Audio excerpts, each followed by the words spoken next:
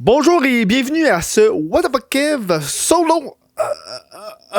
Petit café glacé aujourd'hui. Aujourd'hui, j'ai une nouvelle recette de café glacé. Je me suis acheté une petite machine à café italienne. Là, tu sais, tu mets sur ton poêle, ta poêle sur le feu, sur le rond. Genre, ça donne 2-3 petites tasses d'expresso. J'ai acheté ça. On va essayer ça. On va goûter à ça.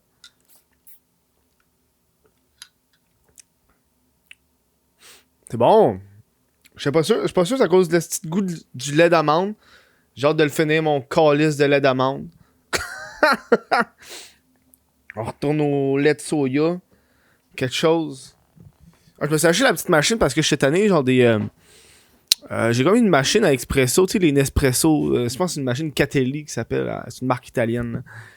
Ah, moi, je suis italien, tu vois. Non, c'est pas... C'est ça qu'on m'a donné. Membre de la famille qui n'avait plus besoin, fait qu'il me l'a donné. Puis moi, les petites crises de capsules, je suis pas capable, ça me gosse. Gros gaspillage. Surtout qu'à ce temps, je suis dans le compost, puis dans les plantes, puis y a rien de plus nutritif que ton restant de café. Fouille-moi pourquoi, si les plantes capotent là-dessus. Fait que j'ai voulu joindre l'utile à l'agréable, donc plus jeter des petites crises de capsules, puis en même temps donner du café, des restants de café aux plantes. Et voilà, merci, bonsoir. Hey, si vous voulez supporter le What the fuck Kev solo, ça se passe sur patreon.com/What the fuck Kev.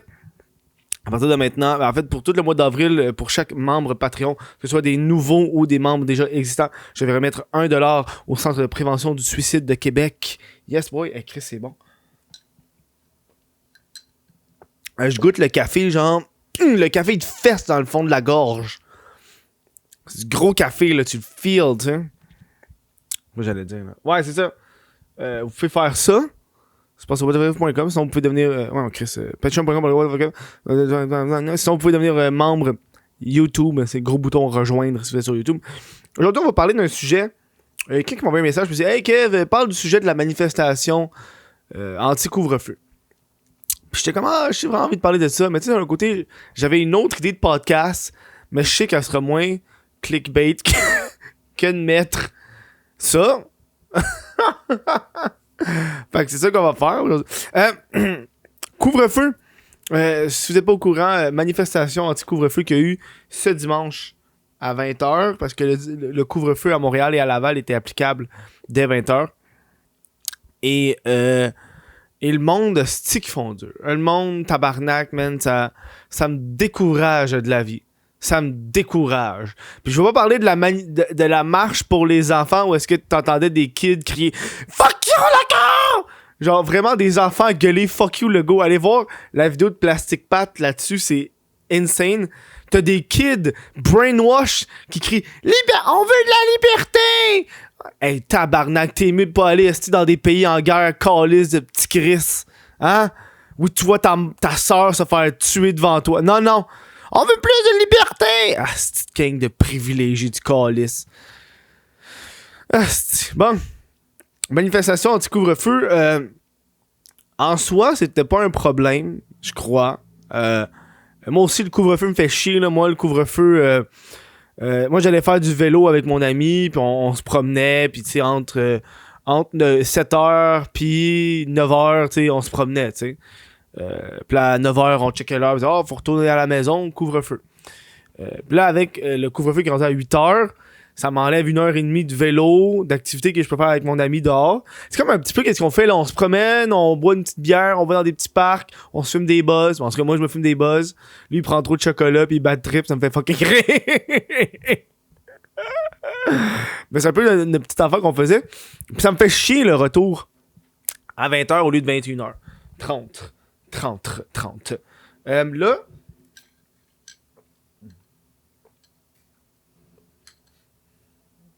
Là, ce qui me pose problème à moi, personnellement, c'est, oui, manifestation, c'est noble, mais quand tu vois des manifestations de même, tu t'attends souvent à des gens qui vont pas porter le masque, des gens qui...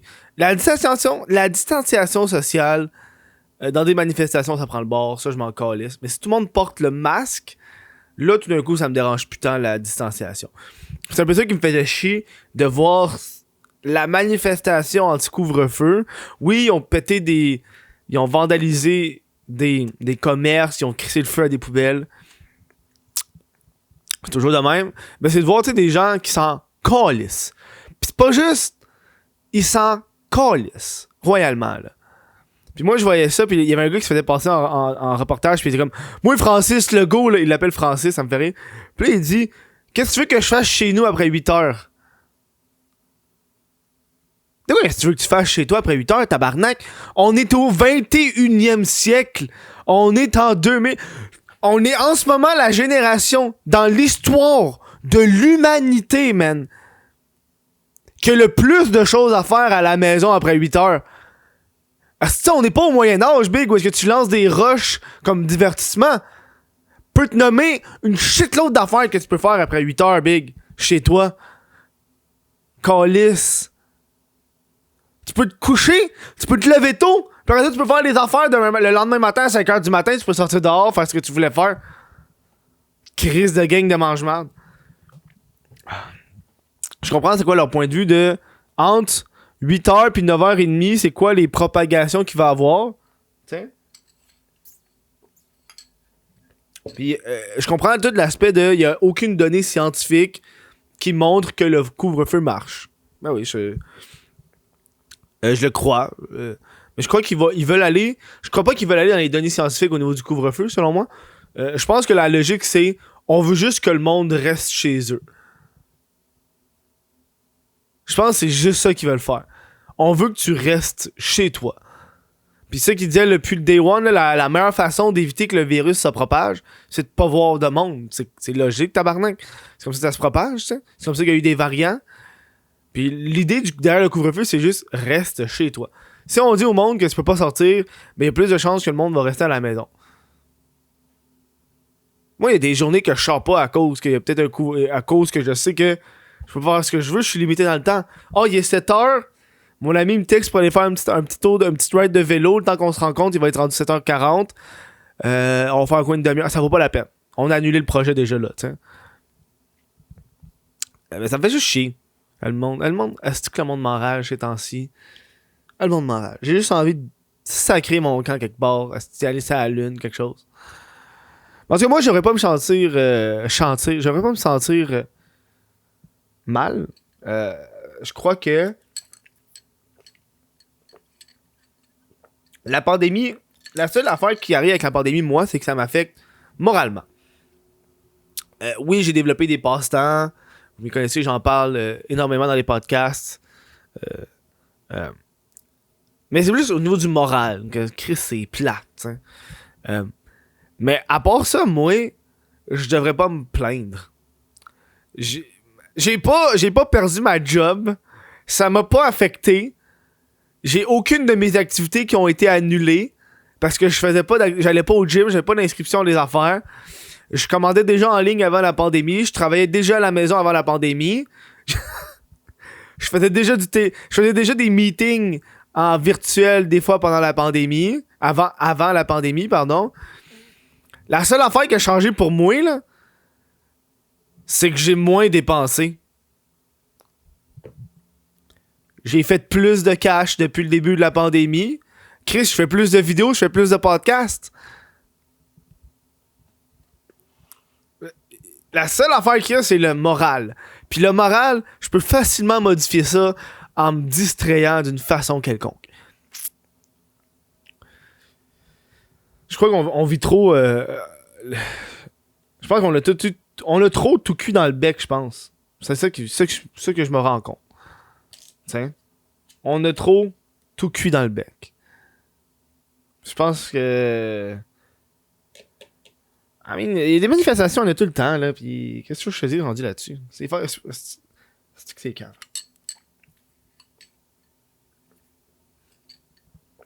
Je sais pas vous autres comment ça se passe, là, mais tu sais, au moins, je me compte chanceux parce que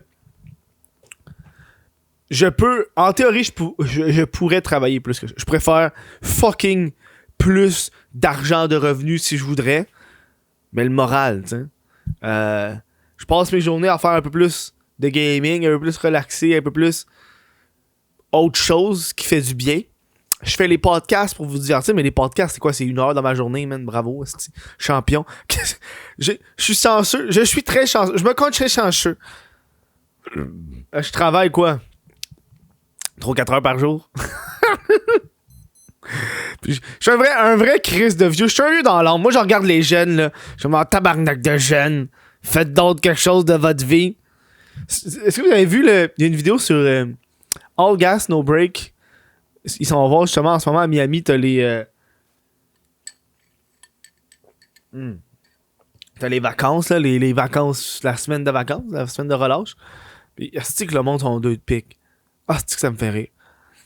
Ça me fait rire. J'ai écouté ça récemment, puis là, j'ai commencé à écouter du contenu plus québécois. Je suis fier de moi. On va rapper ce podcast-là. Je suis fier de moi. J'en parlais avant, là, mais j'ai pas fait. Hier, j'ai écouté 3 émissions québécoises. Chose que j'ai jamais faite avant. Ça fait crissement longtemps, là. Moi, d'habitude, j'écoute tout le temps des affaires en anglais, mais là, j'ai écouté un documentaire. Deux émissions d'enquête qui étaient sur la mafia à Montréal et les Hells Angels. Ça, je trouvais ça cool. Puis j'ai écouté aussi à Uni TV, c'est plus qu'un jardin, qui est dans le fond une émission avec Edith Cochrane puis Emmanuel, je sais pas trop. Puis c'est juste dans le fond, ils commencent à faire des jardins, je trouve que c'est cool. L'autosuffisance, ça me parlait. Je suis comme, ah yeah, Chris, j'aurais plus écouté de contenu québécois, je pense. Ça me fait du bien. Parce que je pense que c'est ça qui me manque, moi, dans la vie, du contenu québécois. Hey, si vous voulez supporter le What the Fuck Solo, c'est pas sur patreon.com. Si vous voulez acheter le t-shirt officiel, c'est pas sur whatthefuck.com. Je tiens à remercier les membres Patreon qui me supportent depuis un bon longtemps. Je veux remercier les gens qui m'écoutent. Je sais que le What the Fuck, juste mon podcast, je sais que c'est pas les podcasts les plus populaires au Québec. Je m'en calisse. C'est les podcasts que j'ai le plus de fun à faire. Puis on est tellement niché en ce moment. Je suis content. Le jour où est-ce que fucking Jay du Temple va se rendre compte que pour faire un podcast, il est pas obligé d'avoir un invité. Moi être dans la marde. Le jour que Mike Ward va faire des podcasts tout seul, moi être dans la marde. Je pense qu'il en a fait une coupe sur Patreon, tu sais. On a un format, je pense qu'on a un format qu'on aime, vous l'aimez. Sur ça, je vous dis un gros merci. Moi, je vais aller travailler. J'ai une coupe d'affaires à faire aujourd'hui. J'ai une liste de choses. Hein? C'est rare, ça, que j'ai une liste de choses. Sur ça, je vous dis gros merci. Bonne fin de journée. Prenez soin de vous.